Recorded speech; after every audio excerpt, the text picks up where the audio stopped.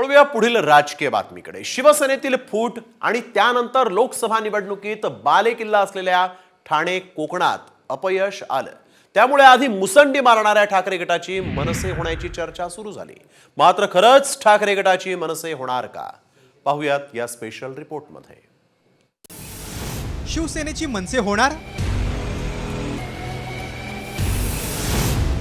ठाकरेंपुढे आमदार राखण्याचं आव्हान। ठाकरे शिंदेंवर मात करणार? विधानसभा निवडणूक तोंडावर आली। त्या पार्श्वभूमीवर सर्वच राजकीय पक्षांनी कंबर कसली। लोकसभेला ठाकरेंना अपेक्षित यश मिळालं नाही, त्यातच बालेकिल्ले राखण्यात अपयश आलं।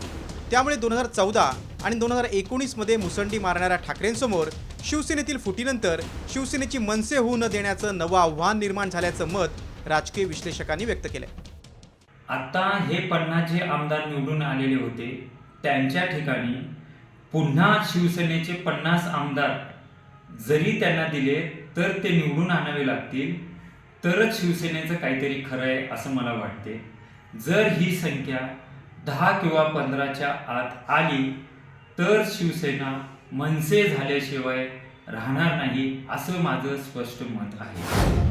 राज ठाकरेंच्या मनसेनं मारलेली मुसंडी आणि त्यानंतर झालेली घसरण, तसंच उद्धव ठाकरेंच्या नेतृत्वाखाली शिवसेनेचा उंचावत जाणारा राजकीय आलेख कसा आहे ते पाहूया। 2009 मध्ये पक्षाच्या स्थापनेनंतर मनसेचा 13 जागांवर विजय, 2009 मध्ये शिवसेनेचा 44 जागांवर विजय, 2014च्या निवडणुकीत मनसेच्या हाती अवघी 1 जागा, 2014 मध्ये शिवसेनेची 63 जागांवर मुसंडी, 2019च्या निवडणुकीत मनसेला 1 जागा, 2019च्या निवडणुकीत शिवसेनेचा 56 जागांवर विजय, 2022 मध्ये शिवसेनेतील फुटीनंतर ठाकरेंच्या सोबत 16 आमदार।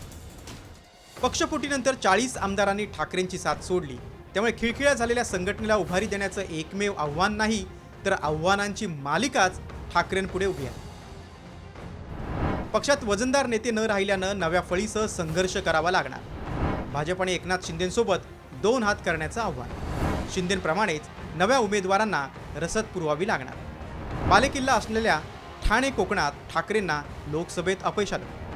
लोकसभेला ठाकरेंचा स्ट्राईक रेट घटल्यानं मवियात जास्त जागा मिळवण्याचं आव्हान।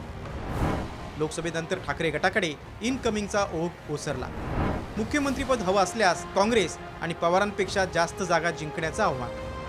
ठाकरेंनी मोदी शहांविरोधात आघाडी उघडली असली तरी पक्षफुटीनंतरच्या सहानुभूतीचं मतांमध्ये रूपांतर करण्यात यश मिळालं नाही। त्यामुळे 2014च्या निवडणुकीप्रमाणे ठाकरेंना पुन्हा मैदानात उतरून लढावं लागेल। तसंच ठाकरे नावाचा ब्रँड आणि पक्षफुटीनंतरची सहानुभूती मतामध्ये रूपांतरित करता आली तर ठाकरेंचा करिश्मा विधानसभेत पाहायला मिळण्याची शक्यता आहे। ब्युरो रिपोर्ट, साम टीव्ही न्यूज।